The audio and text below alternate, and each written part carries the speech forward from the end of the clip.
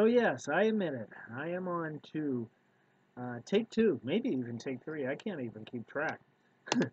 But as I learn more information, uh, I want to share this learned information with you on the Feast of First Fruits. And when I feel this feast actually begins and when it ends. So bear with me on this continued study uh, in this new video um, on the Feast of First Fruits, and we'll see where it takes us. I think you'll be surprised.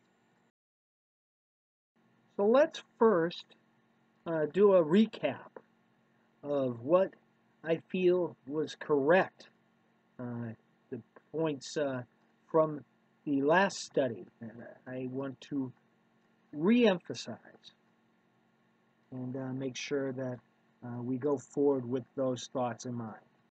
First, we are told that it either starts on the 16th day of the first month and or on the Sunday after Yahushua rose, which would be on the 18th day of the first month. I feel both thoughts are misguided, and here's why.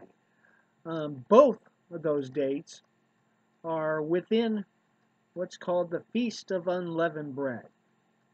And within this feast, we are told some specifics that just do not coincide with the Feast of First Fruits. What we see in the Feast of Unleavened Bread is specifically restrictions to eat only bread without leaven. And it's specifically unleavened bread. And yet when we get to the Feast of First Fruits, it's talking about 2 barley loaves, full loaves of bread, bread with leaven. And the scriptures of reference are Leviticus 23:6 that says the 15th day of the same month is the Feast of Unleavened Bread to the Lord. 7 days you shall eat unleavened bread.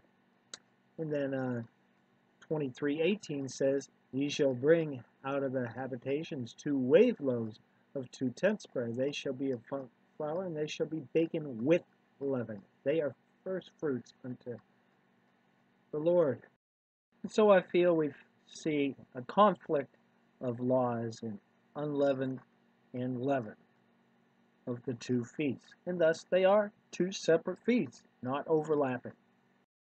What we do see is there is a feast that is overlapping, and that is the Feast of First Fruits and the Feast of Weeks. Where in Jubilees chapter 6:21 it says, for it is the Feast of Weeks and the Feast of First Fruits. This feast is twofold and of a double nature, according to what is written and engraven concerning it. Celebrate it. So notice it doesn't say it's threefold. No, it's just twofold. And it doesn't include the Feast of Unleavened Bread. So those are the points I wanted to reiterate on the other study. Now, where do we start counting? We are told in Leviticus 23:15 and 16, and ye shall count unto you from the morrow after the Sabbath, from the day that ye brought the sheaf of the wave offering. 7 Sabbaths shall be complete, even until the morrow after the 7th Sabbath shall ye number 50 days. Ye shall offer a new meat of offering unto the Lord. Now we see this day after the Sabbath as being distinctive of when we should start counting. So what does this mean? Admittedly, I have gone back and forth on this. When I did my other study, I was thinking that this could mean the day after one of the high Sabbaths. And as the normal crowd thinks that it very well could be after the first high Sabbath, the first day of the Feast of Unleavened Bread, that we start counting. I, in the last study, said, well, instead, maybe it's after the day after the last day of the Feast of Unleavened Bread, which is also considered a high day and would be considered a high Sabbath. So, what I've learned in my extended study is that I'm shying away from that initial thought. I'm going back to that it actually means a day after a regular Sabbath. Now, why I originally thought the other way was because I had a feeling inside that it needs to be a date that can always be consistent. We cannot be searching around for, okay, what Sabbath are we going to start this after on? As Sabbath days on our calendar change from year to year. They're not always on the same date. Um, and this is where my extended study really took a turn when I found something entirely new to change my thoughts and go forward with on it actually meaning a weekly Sabbath. What changed my thoughts was basically based upon Jubilees 6, verses 32 and 37, that first of all said, "Command thou the children of Israel that they observe the years according to this reckoning, 364 days. And these will constitute a complete year, and they will not disturb its time from its days, from its feasts, for everything will fall out in them according to their testimony. They will not leave out any day nor disturb feasts. For basically, if they do, the years will come upon them when they will disturb the order, make an abominable day the day of testimony, and unclean day a feast day. They will confound all the days with the holy with the unclean, and the unclean day with the holy. But they will go wrong as to the months and Sabbaths." Also says it in feasts and jubilees. Right.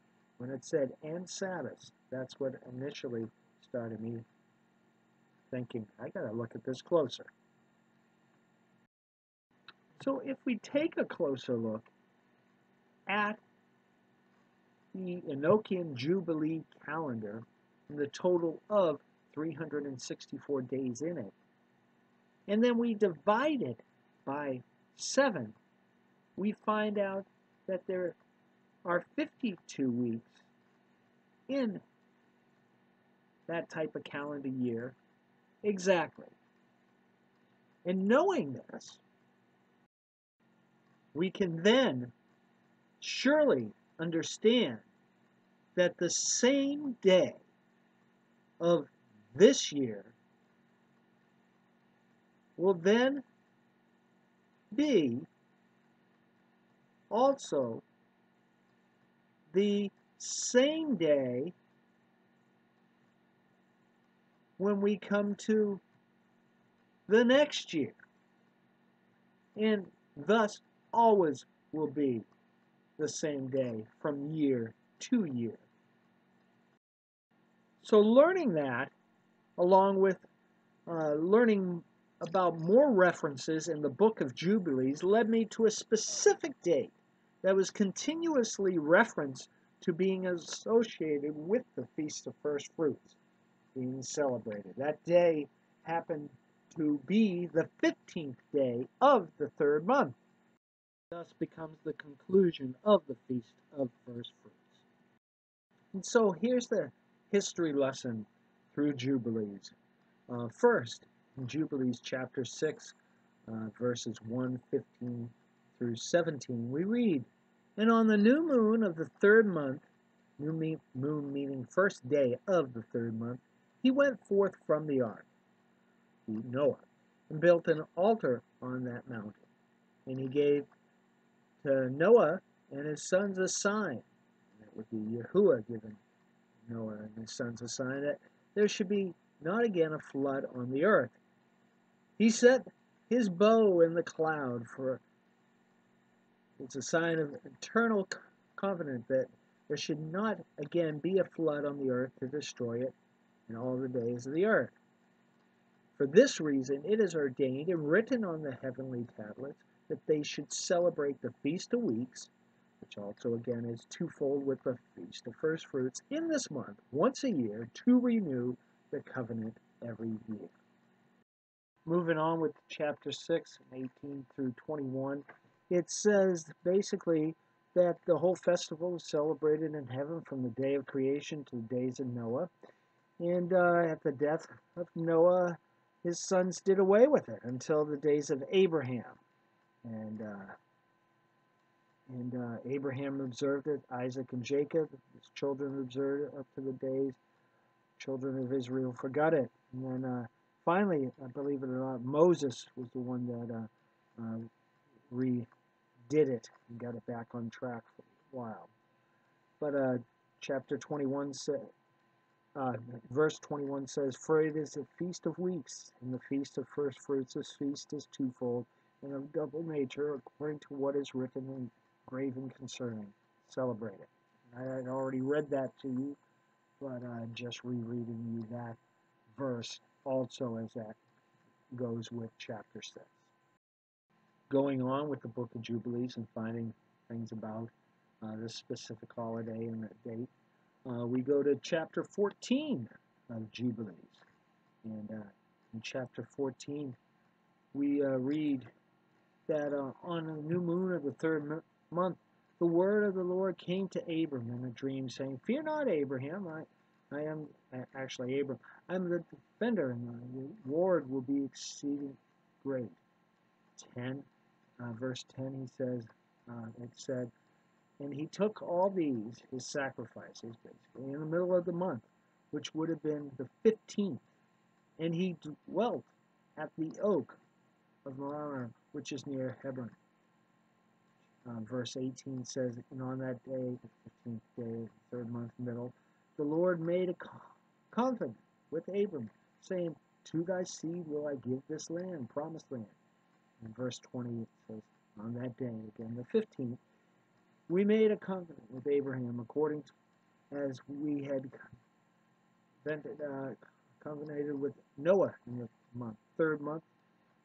With Noah, it was the first day of the month, and Abram renewed the festival and ordinance for himself forever. So that's when it was actually renewed, as we were told earlier in chapter 6 that Abraham did that. A surnote to this chapter, as it said on the new moon of the third month, that actually meant on the first day of the third month. If we remember looking back at the days of Noah, I had just told you about the rainbow and the covenant made with Noah, with the rainbow being seen on the first day of the month, third month. So basically, this is when the first day of the first month transferred to celebrating this feast on the 15th day of the month. And we'll go on in the next chapter of Jubilees 15 and find out more. So in chapter 15, we read in verse 1 and 2, "In the 5th year of the 4th week of this Jubilee, in the 3rd month, in the middle of the month, and 15th of the month, Abram celebrated the feast of the first fruits of the grain harvest. And he offered new offerings on the altar, the first fruits of the produce to the Lord." That's when that would happen. And then in verse 24, it said, "And on the self same day," which would have been the 15th of the month, was Abram circumcised, and all the men of his house, and those born in the house, and all those whom he had bought with money from the children of the stranger were circumcised with him. Very important day. And that's what we're seeing on the 15th day of the third month. And so in chapter 16, we are told, in verse 13, "And she," that would have been Sarah, "bare a son in the 3rd month, and in the middle of the month." Again, that would have been the 15th day of the month, "at the time in which the Lord had spoken to Abraham, and on the festival of the first fruits harvest, Isaac was born." Now, we don't see mention of the 15th of the month until chapter 44, where Israel, who of course is Jacob there, uh, he took his journey on first heading out on the first day of the third month, the new moon, it says, which again we know is the first day of the third month. And he went on the way of the well of the oath. He offered sacrifice to the God of his father Isaac on the seventh day of this month. Then we see in verse 3, while he was thinking of sending a word to Joseph that he would go not down, he remained there 7 days. So the seventh of the month plus 7 days, which makes you go to the 14th day of the third month. And then in verse 4, we see that he celebrated the harvest festival of the first fruits with old grain. For in all the land of Canaan, there was not a handful of seed in the land. Okay, so after the 14th, he celebrated that, and then on the 15th, and on the 16th, the Lord appeared to him. Who knows? Maybe that festival is a 2-day thing, 14th and 15th is what it could be, but it's definitely on the 15th. And that's what I wanted to show you. Now, the 15th of the third month is also kind of secretly mentioned in Exodus 19. 1, we see in the third month when the children of Israel were gone forth out of the land of Egypt, the same day they came into the wilderness of Sinai. And we look at that, really read it. What it's saying, I do believe, is that when did the children of Israel leave? They left on the 15th day of the first month. So that's what it's saying, that they arrived to Sinai in the third month, on the 15th day of the third month. And on that day, Father told Moses, "Ye have seen what I did unto the Egyptians, and how I bare you on eagle wings, and brought you unto myself." And then further in 5 and 6 says, "Now if you obey me fully and keep my covenant, then out of all nations you will be my treasured possession. Although the whole earth is mine, you will be for me a kingdom of priests and a holy nation." So as you can now tell, this day 15 is very, very important. And again, I believe that it is the ending date when we celebrate the Feast of First Fruits, the final day. And that's after day 50. The 15th day is when we celebrate. So now let's go back 50 days and see where that takes us for a starting date. See if we can find out why that is a starting date. So going back 50 days, we come to the first month in the 25th day of the first month. So let's see if this actually matches instructions that were originally given in Leviticus 23, 15, and 16, where it says, "Ye shall count unto you from the morrow after the Sabbath." So that would be a Sunday date. Well, we find out by looking back on the Enoch Jubilee calendar that day 25 of that first month happens to fall on Friday, April 7th.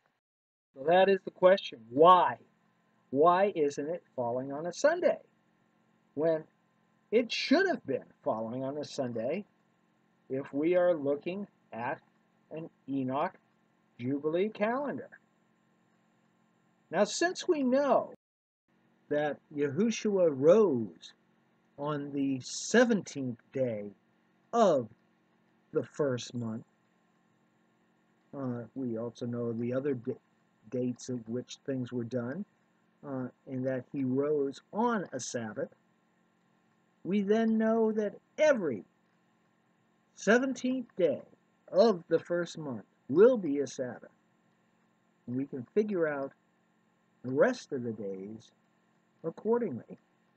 It just so happens that what I originally was showing on the Enoch calendar for the 17th day of the first month was actually on a Thursday on our Gregorian calendar for this last year, matching with the Enochian calendar. With all this in mind, I created my own way of looking at things as far as what our days would be in changing to the Enochian calendar. And that this graph shows that. And as you can see, our Fridays are their Sundays. I was able to figure this out, and and you can again also see that their Thursdays are the Sabbaths, which I just showed priorly. So looking at this, we can now be reassured that Friday, April 7th, was a Sunday, and that corresponds with the date of the 25th day of the first month in the starting of the Feast of Firstfruits. So if we start counting 50 days out from the 25th day of the first month, we come to the closing of the 14th day of the third month.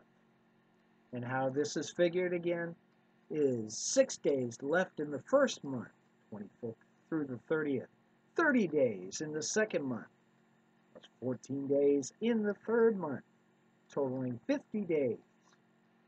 The Feast of Firstfruits being celebrated on the 15th day of the third month. So in closing, we found out why it was very symbolic, the things that we read about the 15th day of the third month. But why did it start on the 25th day of the first month? Let's look at that. And in looking at it, we see that on Sunday, the 18th day of the first month, Yahushua said to her, "Touch me not, for I am not yet ascended to my Father, but go to my brothers and say to them that I ascend to my Father." And so she did. Then, the same day, it says in John 20:19, same day meaning the same day, a Sunday, not necessarily the 18th, but a Sunday. At evening, being the first day of the week, when the doors were shut, where the disciples were assembled for the fear of the Jews, came Yahushua and stood in the midst, and saith unto them, Peace be unto you. So to figure out what that day was, again, here's another way. We look at John 26, where it says, "And after 8 days again his disciples were within." So if it says after, it means that there was a before. So the first 8 days actually started on Sunday the 18th, day 1, Monday, it went through there, Monday the 19th, Tuesday the 20th, Wednesday the 21st, Thursday the 22nd, Friday the 23rd, Sabbath the 24th, and finally the 25th day of the first month on Sunday. The same day as the first day that Mary went to the tomb, a Sunday, and 8 days after that, from that day. And so I feel this first day of the Feast of First Fruits is very symbolic. As in John 20:21, Yahushua said, Peace be unto you, as my Father has sent me, even so send I you. And indeed, I think this is foretelling, because Father does send Yahushua for us. And I think possibly towards the end of Feast of First Fruits, that is when Yahushua will be coming for his elect and possibly others. So these are the days that I feel that we should be looking for Yahushua during the Feast of First Fruits. I look at the Enochian calendar with particular interest in the first day of the third month, which equals 13th day of May this year. where the rainbow sign was given by Yahuwah to Noah. We also see and take interest in the 15th day of the third month, which is actually May 27th of this year. And this is when in Exodus 19:1 in the third month, it said when the children of Israel were gone forth out of the land of Egypt, the same day they came into the wilderness of Sinai. And that same day would be the 15th day, because indeed they left on the 15th day of the first month.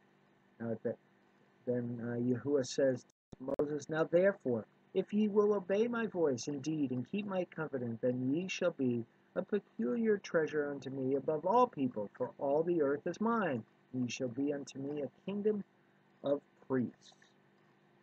We then continue looking at the dates, and the next date that we've got to look for is a date which I don't really take that much interest in, but it's a date that the churches do, of Pentecost, June 4th.